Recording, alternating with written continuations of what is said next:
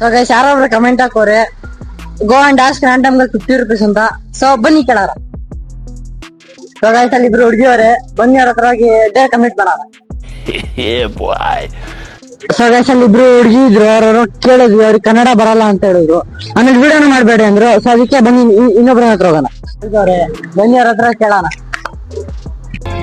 ಆವತ್ತು ಇವರ ಮುಖದಲ್ಲಿ ಒಂದು ತೇಜಸ್ಸನ್ನ ನೋಡಿದೆ.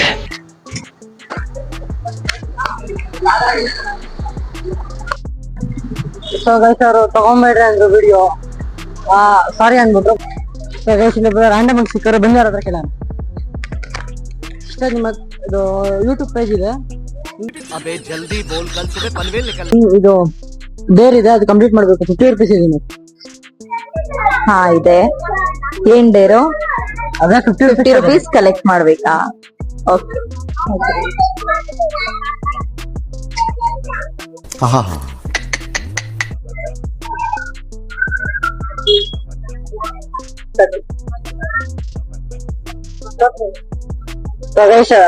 ಅನ್ಕೊಂಡಂಗೆ ಡೇರ್ ಕಂಪ್ಲೀಟ್ ಆಯ್ತು.